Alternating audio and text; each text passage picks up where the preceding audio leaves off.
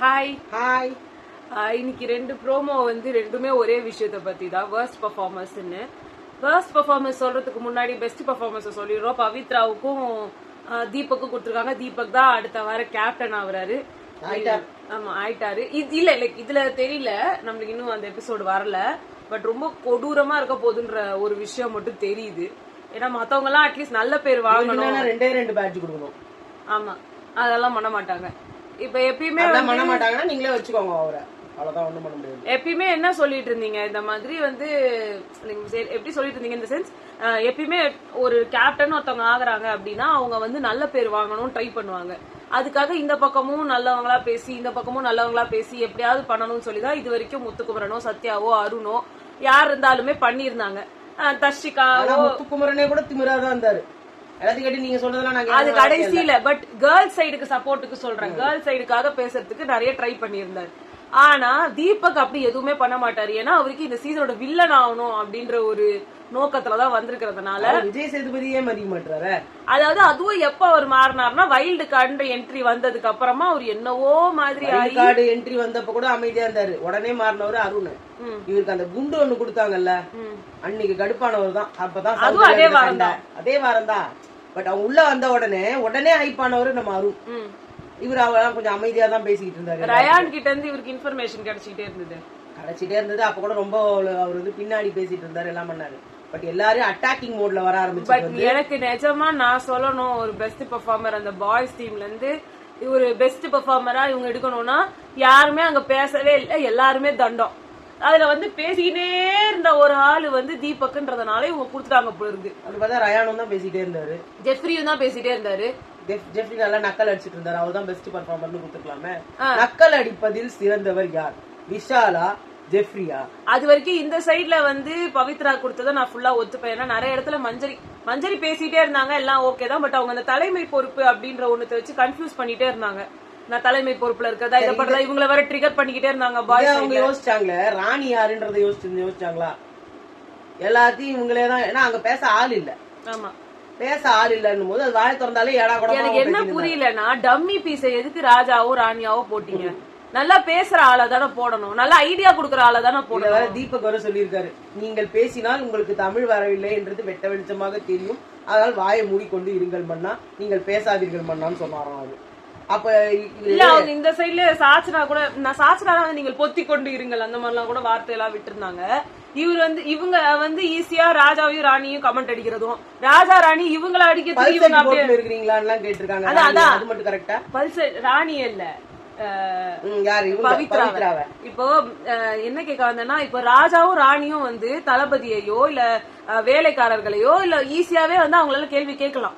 அதுக்கு அஃபெண்ட் ஆகி எதிர்நாட்டுக்காரங்கள்ல இருந்து வந்து நீங்க எப்படி எங்களோட தளபதி அப்பெல்லாம் சொல்லலாம்னா, ராணி என்ன வேணா நக்கல் அடிக்கலாம், ஆனா கீழே இருக்கிறவங்க தான் மேல இருக்கமா ஓகேமா பொத்தின்னு இருக்கமான்னு இவர் பேசினார்ல, அப்பதான் அவங்க வேற பொத்திக்கிட்டு இருங்கன்னு சொன்னாங்க.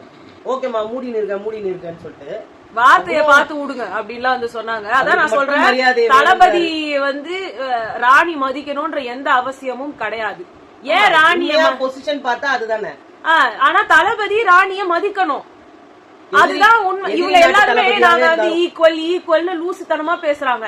அப்படி ஈக்குவலா இருந்தது அந்த காலத்துல இல்லையே. நீங்க ஈக்குவாலிட்டியை இப்ப கொண்டு வந்துட்டு அதை எடுத்துட்டு வந்து ராஜா ராணி டாஸ்க்ல காமிச்சீங்கன்னா ஒன்னுத்துக்குமே பண்ண முடியாது. பணியாலும் ஒண்ணு, பணியாலும் ராஜாவும் ஒண்ணு, ரெண்டு பேரும் ஒரே தட்டுல உட்காந்து சாப்பிடுங்க, ரெண்டு பேரும் ஒரே அரியாசரையில, அவரும் வந்து சின்னதா தான் இருக்கிறாரு, ஈஸியா எடுத்து உட்காந்துக்கலாம்.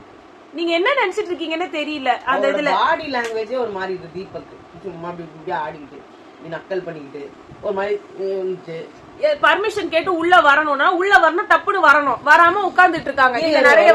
நிறைய வாட்டி நாங்க பேசிட்டு தான் வருவோம் அப்பெல்லாம் சொல்லிட்டு இருக்காங்க. கேர்ள்ஸ் அங்க இருந்து சொல்லும் போது நீங்க அவ்வளவு நக்கல் நயாண்டி அடிச்சீங்க, உங்களை திருப்பி கேட்கலன்றதுனால ஓவரா ஆடுறீங்களா?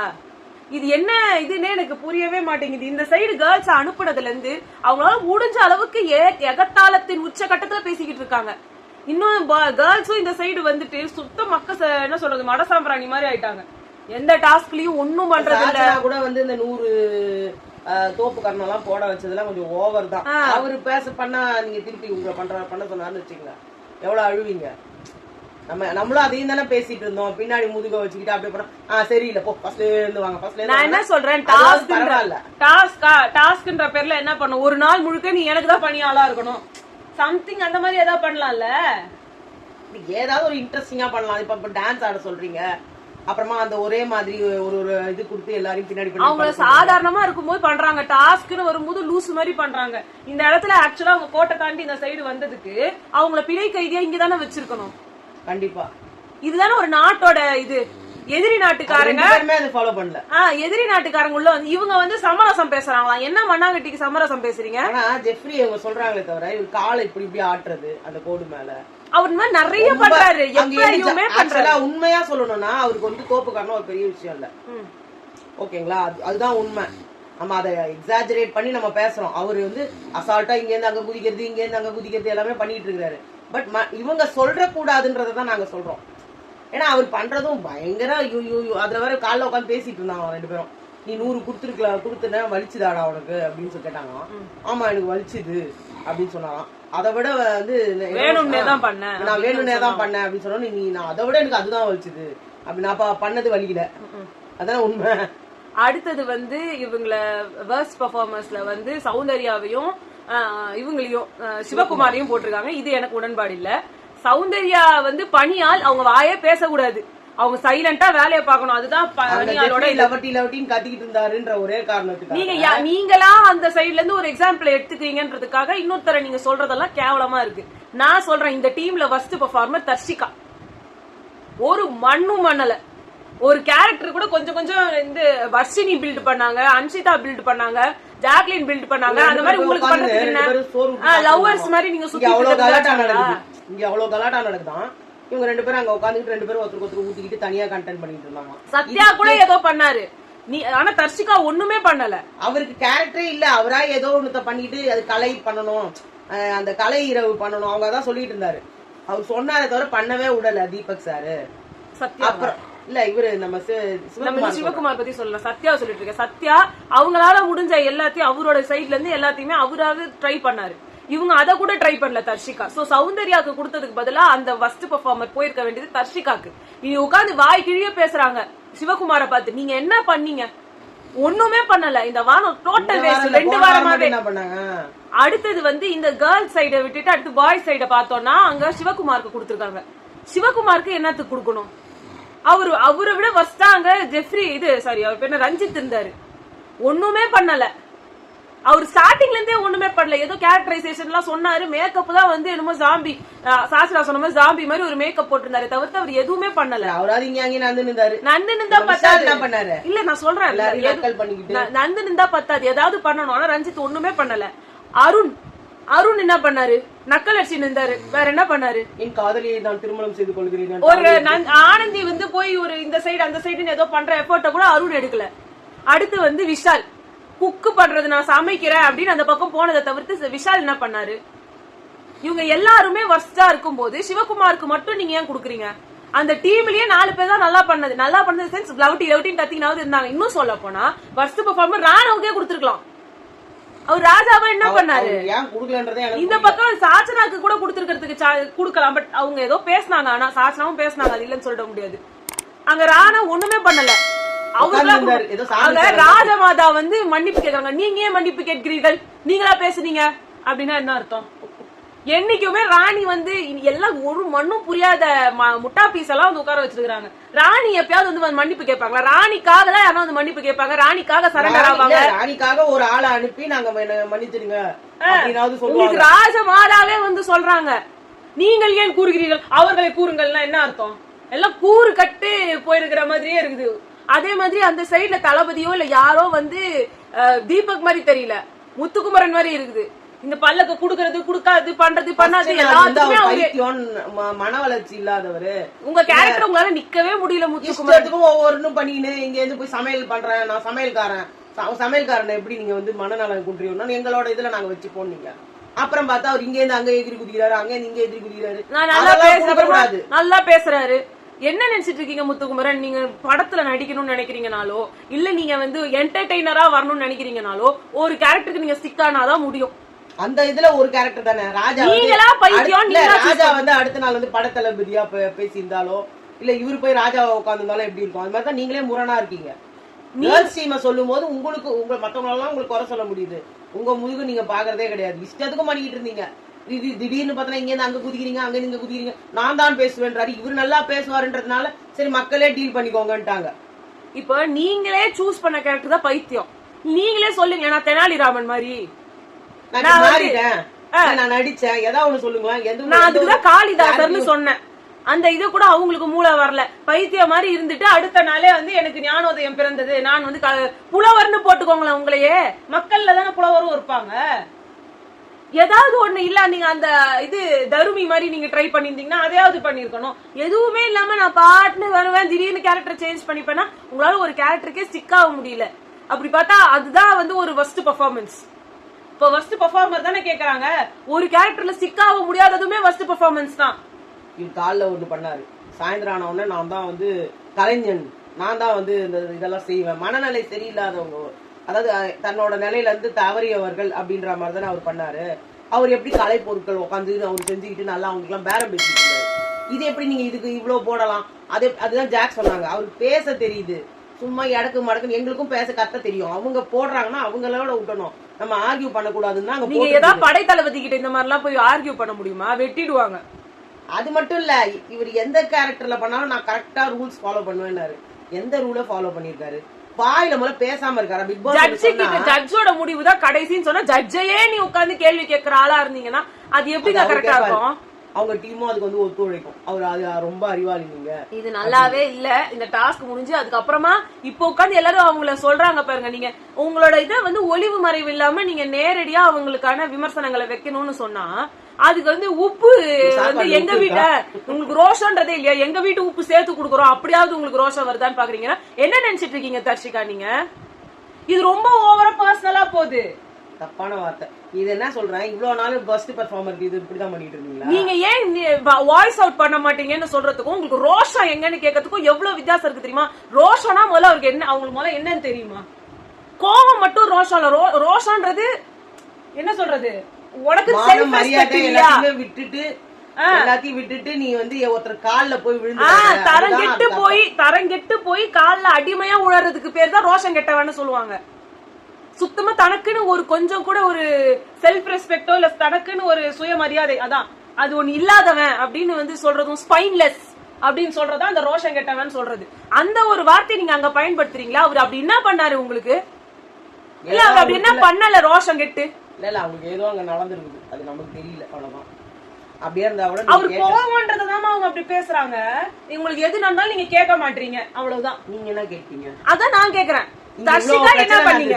தர்ஷிகா உங்களை வந்து நீங்க சரி பண்ணீங்க. அங்க வந்து அவர் பணியாளா இருந்துகிட்டு அவர் பண்ணார்ல நம்ம ஜெஃப்ரி, அதை நீங்க பண்ணீங்களா? இல்ல மக்கள்ல ஒருத்தரா இருந்து முத்துக்குமரன் பண்ணி எல்லாத்தையும் கலப்பி விட்டாரு. அப்பெல்லாம் நீங்க என்ன பண்ணிட்டு இருந்தீங்க? ஏன் டாஸ்க்குலாம் நீங்களும் போக வேண்டியதானே தர்ஷிகா? எல்லாம் தான் உங்களுக்கே வருமே ஸ்ட்ராட்டஜின்னு. போற டாஸ்க்கும் ஜெயிக்கிறது இல்ல, அப்புறமாவும் பண்றது இல்ல, என்னத்துக்கு கிடக்குறீங்க? இந்த வாரம் இருந்த 2-3 டாஸ்க்ல இவங்க போகவே இல்ல. அது போகவும் இல்ல, போனதுக்கும் எதுவுமே அவங்க செய்யவும் இல்ல. அப்புறம் நீங்க தான் உங்களுக்கு தான் அதை சொல்லணும். அதுவுமே திருப்பி ரோஷன்லாம் வராது, ரொம்ப பெரிய வார்த்தை. நீங்க அந்த கோலி குண்டு உருட்டுற இதுல போய் இப்படி வச்சுக்கிட்டு பண்றீங்க, ஸ்ட்ரைட்டா இந்த மாதிரி பொசிஷன்ல வச்சுக்கிட்டு. உங்களுக்கு கேர்ள்ஸ் டீமா இருக்க வாய முன்னு இருக்காங்க, இதே பாய்ஸ் டீமா தான் உங்களுக்கு டோஸ் வந்து. அது தீபக் அசிங்கமா கேட்பாரு. அந்த சிவகுமார் என்ன கேள்வி கேட்டிருக்காரு, இவரே யோகியம். அவரு அந்த இடத்துல ஒரு மரியாதைக்காக ஒரு இங்கிதம் தெரிஞ்ச மனுஷனா இருக்காரு. இன்னும் அவர் தீபக்க கேட்கணும்னா இன்னும் அசிங்கமாவே கேட்கலாம். ஆனா அவர் அப்படி பண்ண மாட்டேன்ற ஒரு இங்கிதத்தை இருக்காரு. நீங்க ரோஷம் கேட்டவன் அவ்வளவு ஈஸியா அந்த வார்த்தையை நீங்க எப்படி பயன்படுத்துறீங்கன்னு எனக்கு தெரியல தர்ஷிகா. உங்களுக்கு இன்னும் கூட அப்ப அந்த மாதிரி வேர்ட்ஸ் எல்லாம் உங்களுக்கு வந்ததுன்னா நீங்க எப்படி ஹேண்டில் பண்ணுவீங்கன்னு எனக்கு தெரியல. அன்ஷிதாலாம் சௌந்தர்யாவை சொல்றாங்க, நல்லாவே இல்ல, கேவலமா இருக்கு நீ பண்றது. நீங்க என்ன பண்ணீங்க அன்ஷிதா? ஃபுல்லா போய் ஜிங் சக்னு சொம்பு அடிச்சதும், நைட் உட்காந்து பிரியாணி கிண்டி கொடுத்ததும் இதெல்லாம் ரொம்ப நல்லா இருந்தது அன்ஷிதா. அசிங்கமா பேசுனதெல்லாம் நீங்க பெண்ணெல்லாம் இப்படி பேசக்கூடாது அப்படின்னு ஒரு பொண்ணை வந்து அவ்வளவு தூரம் அவங்க அசிங்கமா பேசுனதுக்கு நீங்க என்ன கேட்டீங்க? கூட சேர்ந்து கை தட்டி நீங்களும் சாச்சிடாவும். ஆனந்தி வந்து அங்க சொல்றாங்க அவங்க கேஷுவலா ஜோக்ஸ் அடிக்கிறாங்க. அப்படித்தான் பண்ணும். என்ன பண்ணும் அப்புறம் எதுக்குங்க கேர்ள்ஸ் டீம் நீங்களா? உங்களுக்கு அன்ஷிதா உங்களையும் அர்ணவியும் அசிங்கமா பேசிருக்காங்க அன்ஷிதா. வெளியே பேசுறத எடுத்து அப்படியே உள்ள பேசியிருக்காங்க. வெளியே என்னெல்லாம் பேசுவாங்களோ, நீங்க என்னெல்லாம் நீங்க சொன்னீங்களோ, வெளியே வந்து எனக்கு கெட்ட பேர் வந்துச்சுன்னு அதை எல்லாத்தையும் பிக் பாஸ் ஹவுஸ்க்குள்ள உட்கார்ந்து பேசினாங்க. அது வெளில போவாங்களா தெரியும். அவங்களுக்கு நீங்க சப்போர்ட். அவங்க தங்கச்சி மாதிரி பாத்துக்கிட்டாங்கடா. ரொம்ப அவங்க டம்மி பீஸுடா. நான் கூட ஏதோ பாம்பு டெரரிஸ்ட் மாதிரி நினைச்சுக்கிட்டு உள்ள போனா ஜாலியா இருந்துச்சு. எனக்கு வரவே மனசு இல்ல. அர்ணவ் ஏன் அவங்களை எதிர்த்துட்டு நின்னாரு? உங்களுக்கு ரொம்ப தெரிஞ்ச ஒரு மனுஷன் அர்ணவ், அவங்க எல்லாரையும் எதிர்த்து நின்னாருன்னா இவ்ளோ பேர் சொல்றாங்க. உங்களுக்கு மனசார நல்லா தெரிஞ்ச ஒரு பர்சன் அவங்களை உங்க போகும்போது நிறைய சண்டை வரும்னு நினைச்சேன். ஏதோ அவங்க தேவையில்லாத ஏதோ வரும். அவரு நவுந்துட்டாருங்க இந்த குரூப்ல இருந்து. அந்த குரூப்லயே நீங்க போய் சேர்றீங்கன்னா நீங்க அர்ணவுக்கு ஒரு துரோகம் பண்றீங்க. உங்களுக்கே நீங்க துரோகம் பண்ணிக்கிறீங்க. அவ்வளவு கேவலமா பேசுனது. அவங்க அந்த டீம் மதிக்கல. அதனால அவ்வளவுதான். நீங்க என்ன நினைச்சிட்டு இருக்கீங்க? சுனிதா போய் எல்லாத்தையும் என்னஜா அப்படின்னு சொல்லி பக்கத்துலயே உரைச்சிட்டு போனோமா நீங்களும் போய் உரைச்சிட்டே நிக்கணும்னு நினைக்கிறீங்களா? அது ஒரு சீப்பா போய் முடியும். ஆனந்தி என்ன சொன்னாங்க அவங்க பேசும்போது, எனக்கு வந்து ரொம்ப இந்த மாதிரி ஜோக்ஸ் போட்டா பேசுறவங்க பாய்ஸ் கூட எல்லாம் க்ளோஸா பழகி எனக்கு ரொம்ப பழக்கம் கிடையாது. இந்த மாதிரி தேவையில்லாத பேசலாம் பேசும்போது எனக்கு சாதாரணமா பேசும்போது நானும் ஜாலியா ஐயோ ரொம்ப என்ஜாய் பண்ணிட்டு தான் இருந்தேன். பட் ஒரு கட்டத்துல அவங்க பேச தான் எனக்கு தோணுச்சு. அதே மாதிரி விஷால பத்தி இவர் கேட்டார்ல, இவங்க இந்த மாதிரி ஏதோ ஒரு கேவலமான வார்த்தையை தான் சொல்லி இருக்காங்க, அததான் அவர் கேட்டிருக்காரு அப்படின்னு அவங்க கண்டுபிடிச்சிட்டாங்க. அதே மாதிரி அந்த பக்கத்துல இதே மாதிரி உங்களுக்கு வந்து விமர்சனங்களை வெய்யுங்கன்னு சொன்ன ஆனந்தி அவ்வளோ ஒரு என்ன சொல்றது மரியாதையோட சொல்றாங்க. நீங்க பொப்போயா நடிச்சீங்க. நாங்க உங்க ரூபத்துல போப்போயில இருந்து மிஸ்டர் பீன் எல்லாரையும் பார்த்தோம். ஆனா சிவகுமார எங்களால பார்க்க முடியல. அது கரெக்டான பாயிண்ட். அவர் எங்கேயும் காட்டல. நிறைய நடிச்சு காமிச்சாரே தவிர்த்து அவரு யாருன்றத காட்ட முடியல. ஒரு சண்டை வந்தது இல்ல, அதை வந்து இவர் போய் நேரடியா எல்லாரும் எதிரியும் கேட்டிருக்கணும் தீபக்க. அப்பெல்லாம் அவர் என்ன பண்றாரு, முதுகு பின்னாடி போய் ஒழிஞ்சிக்கிறாரு. பயமா வேற என்ன, சும்மா ரஞ்சித் கிட்ட போய் பேசிட்டு இருக்கீங்க. டேரக்டா பேசுங்களேன் உங்க ரூம்லயே. என்ன தலையா சீடுவாங்க, மிஞ்சி போனா நாமினேஷன்ல வருவீங்க. அதான் அது எப்படி இருந்தாலும் வரதானே போறீங்க. நீங்க அவர் எலிமினேட் ஆயிடுவாருன்னு பயப்படுறாரு. எலிமினேட் ஆகி போங்க, உங்களுக்கு ஒரு சுயமரியாதை இருக்குது இல்ல. ஏங்க அவ்வளவு பெரிய ஃபேமிலில இருந்து வந்திருக்கீங்க, அததான் ரோஷன் அவங்க சொல்லுவாங்க. இல்ல அவ்வளவு பெரிய ஃபேமிலில இருந்து வந்திருக்கீங்க, அந்த மரியாதையை ரீடைன் பண்ணணுமா வேணாமா? நீங்க அதுக்கான இந்த வார்த்தை யூஸ் பண்ணக்கூடாது. அதுக்காக அது எப்படி உங்களை திருப்பி உங்களுக்கு என்ன உலகத்துல இல்லாத உங்களுக்கு அப்படியே காதல் உணர்வு இங்க வந்துருச்சு, நடிக்கிறீங்களா இங்க அப்படின்னு ஒருத்தவங்க உங்களை கேட்டா சும்மா இருப்பாங்களா? யார்கிட்ட வேஷம் போடுறீங்க? இத்தனை நாளா வந்துட்டு திடீர்னு அவங்க மேல உங்களுக்கு வந்து ஒரு அப்படியே ஒரு காதல் வந்துருச்சா? 2 பேருமே ஊட்டிக்கிறீங்க, நீங்க பண்றதுக்கு கிரிஞ்சா இருக்குங்கன்னு சொல்லி யாராவது சொன்னாங்கன்னா அப்ப அவங்களுக்கு தோணும். அடுத்தவங்களை சொல்றது ஈஸி. நம்ம அந்த விமர்சனங்களை கேட்கும் போது தான் நமக்கு அந்த வலி, அந்த என்ன விஷயமோ புரியும். சரி, அவ்வளவுதான். இதான் இன்னியோட ரிவ்யூ. உங்களை நாங்க இன்னைக்கு நைட்டு சந்திக்கிறோம். So bye.